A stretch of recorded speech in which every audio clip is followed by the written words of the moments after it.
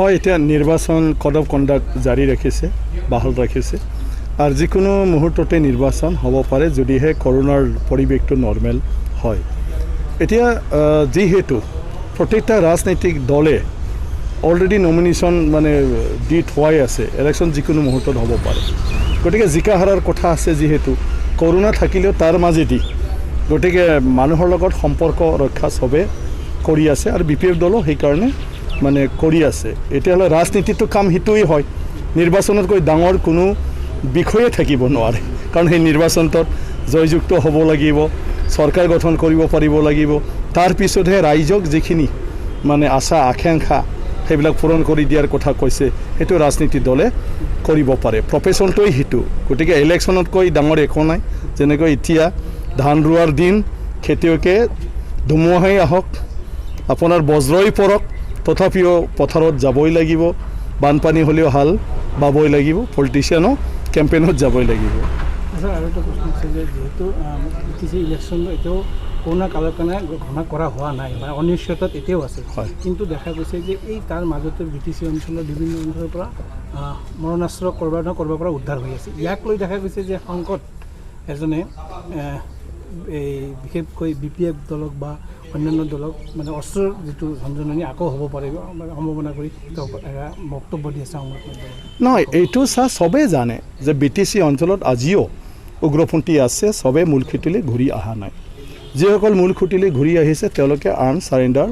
কৰিছে আৰু অফিচিয়েলি আমি তেওঁলোকক ক'ব নোৱাৰোঁ যে তেওঁলোকৰ তাত আৰু অস্ত্ৰ আছে সেইটো পুলিচ মানে গৃহ বিভাগ আপোনাৰ মানে ডিফেন্স আৰু মানে IB অসমত ষ্টেটৰ SB এইবিলাক চবেই মিলি সেইবিলাক দায়িত্ব গ্ৰহণ কৰিছে আৰু তেওঁলোকে পৰ্যায়ক্ৰমে কৰি আছে গতিকে আমাৰ MP নৱ কুমাৰ শৰ্মা ডাঙৰীয়াৰ অকল BPFক অভিযোগ কৰাটোহে না বিতৰ্ক সৃষ্টি কৰে কাৰণ মই বাৰে বাৰে কৈ আছোঁ নৱ কুমাৰ শৰ্মা ডাঙৰীয়াৰ নিজৰ টীমৰ তাতে ইলিগেল আৰ্মছটো আছে আলফাৰ আৰ্মছ কেতিয়াও লিগেল আৰ্মছ হ'ব নোৱাৰে আজি নৱ কুমাৰ শৰ্মা ডাঙৰীয়া আপোনাৰ মানে টকত বহি আছে মানে আলফা তেওঁলোকৰ লগত একেলগে আছে না বোলে তেওঁলোকৰ মাজত তেওঁৰ মনোমালিন্য হৈ গ'ল সেইটো তেওঁৰ কথা কিন্তু নৱ কুমাৰ শৰ্মা মই নাজানো আপোনালোকে ৰিপৰ্টাৰ হিচাপে বেছি জানিব পাৰে আজিলৈকে তেওঁ চাৰেণ্ডাৰ কৰা কথা আমি দেখা নাই গতিকে নৱ কুমাৰ শৰ্মা আলাপ আলোচনাৰ প্ৰক্ৰিয়া যেতিয়া শুৰু হৈছিলে সেইটোতহে নৱ কুমাৰ শৰ্মা আহিছিলে গতিকে নৱ কুমাৰ শৰ্মা এজন উগ্ৰপন্থী নেতা হিচাপে তেওঁৰ হাতত বহুত আৰ্মছ আছিলে সেই কথা চবেই জানে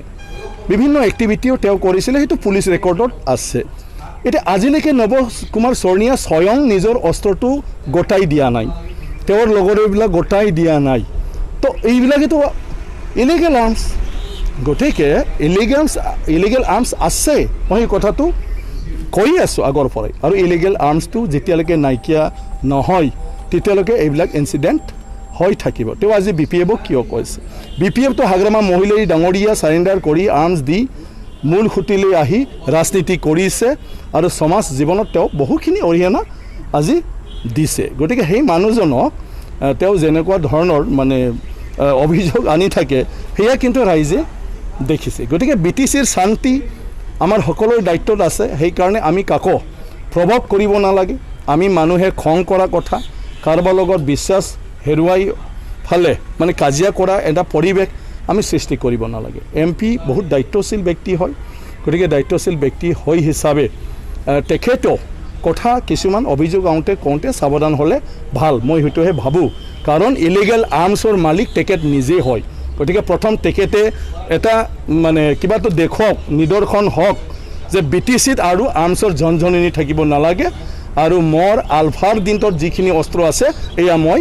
গোটাই দিলোঁ তেখেতে সেইটো কিয় ক'ব নোৱাৰে ইমান শান্তি বিচৰা মানুহ তেওঁৰ মুখত তেখেতৰ আলফা সহযোগী তেওঁ কিয় ক'ব নোৱাৰে আৰু তেওঁ যদি দিছে দিন তাৰিখ কৈ ফালে প্ৰেছ কনফাৰেন্স পাতি এয়া মোৰ ইমান দিনৰ ইমান তাৰিখত যে মই আলফাৰ পৰা চাৰেণ্ডাৰ কৰিছিলোঁ আৰু এই আৰ্মছখিনি মই গোটাই দিছিলোঁ তেখেতে সেইটো কওক মই নাজানাতে হৈ যাবও পাৰে কেতিয়াবা কিন্তু মই কৈছোঁ আজিলৈকে মই ৰেকৰ্ডত মানে পোৱা নাই আৰু তেখেতক শুনা নাই গতিকে নৱ কুমাৰ শৰ্মা তেখেতক চবেই এটা সময়ত আতংকিত হৈছিলে তেওঁৱে নিজে আজি মুকলিকৈ কওক যে আৰু মোক লৈ চিন্তা কৰিব নালাগে, মোৰ গোটেই অস্ত্ৰ এয়া মই জমা দিছোঁ। হাগ্ৰামা ডাঙৰীয়া, চন্দন ব্ৰহ্ম ডাঙৰীয়া, কাম্পা বৰগোহাঁই ডাঙৰীয়া তেওঁলোকে কিন্তু অলৰেডি ছাবমিট কৰিলে 2003 চনৰ ডিচেম্বৰৰ 6 তাৰিখত। সেইটো ৰেকৰ্ড তেওঁ অফিচত চালেও পাব আৰু সংবাদ মাধ্যমত হয়তো এইবিলাক ফুটেজ থাকিবও পাৰে। কিন্তু তেখেতৰতো কেতিয়া চাৰেণ্ডাৰ কৰিছে তেখেতে কওক, তেখেতৰ বন্দুক ক'ত আছে তেখেতে কওক, নাই যদি নাই আৰু আছে যদি দিয়ক। শান্তিৰ ক্ষেত্ৰত তেওঁতো এজন যোগদান হওক, ইলিগেল আৰ্ম এটাতো কমচে কম হওক, তেখেতৰ ইলিগেল আৰ্মছ এটা কমিলেও বহুতখিনি হত্যা কমি যাব। গতিকে সেইটো কথা, অভিযোগে কিবা নিদিয়ে, তেওঁ নিজে ইয়াৰ প্ৰমাণ যে ইলিগেল আৰ্মছ আছে আৰু স্বয়ং নৱ কুমাৰ শৰণীয়া ডাঙৰীয়াত আছে, যদিহে তেওঁ ক'ৰবাত মনে মনে কাৰোবাৰ লগত বুজা পৰাত থকা নাই পুলিচ বিষয়াসকলৰ লগত। আৰু আপোনালোকেও DGPক সোধক, অসমৰ DGPক, নৱ কুমাৰ শৰণীয়া আচলতে চাৰেণ্ডাৰ হৈছে না হোৱা নাই, যদি হৈছে কেতিয়া হৈছে, যদি হোৱা নাই তেওঁৰ আৰ্মছটো ক'ত আছে। খুব ধুনীয়া প্ৰশ্ন কৰিছে। আচ্ছা, আৰু এইটো যিহেতু আপোনালোকৰ লগত বিজেপি চৰকাৰৰ লগত আপোনাৰ ৰাজ্যৰ সন্মিলিত চৰকাৰ,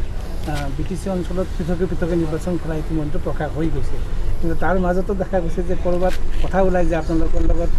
ভিতৰি ক'ৰবাত আণ্ডাৰষ্টেণ্ডিং আছে, তো তেনেকুৱা কথা কিন্তু নাই বিজেপিৰ লগতো আমাৰ আণ্ডাৰষ্টেণ্ডিং আছে, মানে ষ্টেটত আমাৰ এলায়েন্স আছে, চেণ্ট্ৰেলতো আমাৰ এলায়েন্স আছে, আৰু আজিৰ দিনটোত বিজেপিও কৈ আছে এলায়েন্স আছে, আমিতো কৈ আছোঁ এলায়েন্স আছে। কিন্তু BTCত বিজেপি আৰু BPF দুয়োও বিভিন্ন সমষ্টিত কেণ্ডিডেট দি ফালে ইলেকশ্যন খেলিছে, আৰু কিছুমান মানে সমষ্টিত আমি বিজেপিক সন্মানত মানে কিবা ক্ষেত্ৰত আমি BPFে কেণ্ডিডেট দিয়া নাই, আৰু কিছুমান সমষ্টিত বিজেপিও দিয়া নাই, যেনেকৈ হাগ্ৰামা মহিলাৰী সমষ্টি তেখেতৰ তাতে বিজেপিয়ে দিয়া নাই। গতিকে ইয়াত নিৰ্বাচনত সেইবিলাক হয়, BTC ইলেকশ্যনটোত আমাৰ মাজত মানে সেইটো অপেনলি কথা পাতিয়ে তেনেকুৱা ধৰণৰ প্ৰাৰ্থী দি মানে খেলা হৈছে। গতিকে সেইটো লৈ আমাৰ এলায়েন্সত একো অসুবিধা নাই। ৰঞ্জিত দাসে কিন্তু এই কথাটো আকৌ মাজে মাজে কয় আমাৰ লগত, তেওঁ কি কৈছে, তেনেকুৱা ভিতৰুৱা কোনো আণ্ডাৰষ্টেণ্ডিং আমাৰ নাই BTC ইলেকশ্যন। নাই মই কৈছোঁ তেওঁ নিজে সভাপতি, কিন্তু এওঁতো বিজেপিৰ মানে ছাপ'জ ৰাজ্যিক সভাপতি, কিন্তু বিজেপিৰ হাইকমাণ্ডটো হ'ল আজি নাগদা ডাঙৰীয়া সভাপতি, আৰু আমাৰ হ'ল হাগ্ৰামা মহিলাই ডাঙৰীয়া। গতিকে পাৰ্টি টু পাৰ্টিহে মানে আণ্ডাৰষ্টেণ্ডিং এলায়েন্স। হয়তো বিজেপিৰ হাইকমাণ্ডে ৰঞ্জিত দাস ডাঙৰীয়াক আজিলৈকে কোনো BPFৰ এলায়েন্সৰ ক্ষেত্ৰত কি মানে তোমাৰ মানে আণ্ডাৰষ্টেণ্ডিং আছে সেইটো কিজানি তেওঁলোকক কোৱাই নাই, আৰু কোৱাটো প্ৰয়োজন আছে বুলি ভাবা নাই। মানে বিজেপি হাইকমাণ্ডে ৰঞ্জিত দাস ডাঙৰীয়াক সেই এলায়েন্সৰ বিষয়ে হয়তো একো ক'ব লগা আছে বুলি হয়তো ভাবা নাই, কিন্তু আমাক অৱগত কৰি আছে। আৰু তেওঁৰ লগত মানে ষ্টেট বিজেপিৰ লগত হৈ পালে মানে বহি পালে আমাৰ আণ্ডাৰষ্টেণ্ডিং নাছিলে, যেতিয়া অমিত শ্বাহ ডাঙৰীয়া সভাপতি আছিলে তেতিয়াৰ পৰা এলায়েন্সটো আছে। আৰু আজি আমাৰ ফালৰ পৰা কৈ আছোঁ, এলায়েন্সটো আমাৰ ফালৰ পৰা আমাৰ কোনো ক'বলগীয়া নাই, আমি এলায়েন্সটো মেইনটেইন কৰি আছোঁ, কৰি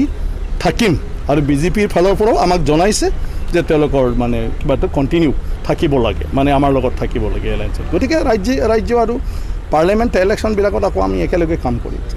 চমু কৈছে জাষ্ট যিহেতু নিৰ্বাচনটো পিছুৱাই গ'ল, বহুত এতিয়া ভিতৰি বিভিন্ন ধৰণৰ খেল,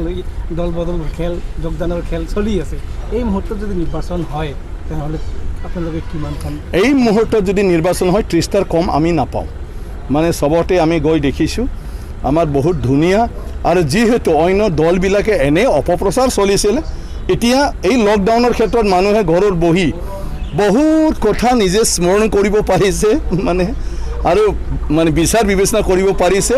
আকৌ দেখিছে যাই BPF দলে ঠিক, কাৰণ BTCৰ জনগণৰ দ্বাৰা গঠিত এই পাৰ্টিহে BTCৰ প্ৰব্লেম বুজি পাব আৰু BTCৰ কাৰণে কাম কৰিব পাৰিব। অন্য ৰাজনীতিক দলবিলাক আপোনাৰ মানে কোনোবা বাহিৰৰ দ্বাৰা নিয়ন্ত্ৰিত হ'ব, যি বাহিৰৰ ব্যক্তিসকলে BTCৰ বিষয়ে একো নাজানে। মানে আজি বিজেপিৰ যিসকল ইয়াত মানে ঘূৰি ইলেকশ্যন খেলি আছে, তেওঁলোকে টিকেটৰ কাৰণে আপোনাৰ দিল্লীলৈকে যাব লাগিব বিধানসভা ইলেকশ্যনটোত, চাই থাকিলে হ'ল। কিন্তু BPF দলত একো নাই, ইয়াতে ফাইনেল হ'ব। মানে আমি BTCৰ মানুহখিনিৰে পাৰ্টি, আৰু আমাৰ এটাই এজেণ্ট BTCৰ উন্নয়ন, ডেভেলপমেণ্ট। গতিকে ডেফিনেটলি ৰাইজে সেই কথাটো বুজি পায়। আৰু আজি 15 বছৰত BPF দলে যিটো কৰিছে, ভাৰত স্বাধীনতা হোৱাৰ 60 বছৰৰ সময়তো বিভিন্ন ৰাজনীতিক দলবিলাকে এই BTC অঞ্চলত দলং এখনো কৰিব পৰা নাছিলে।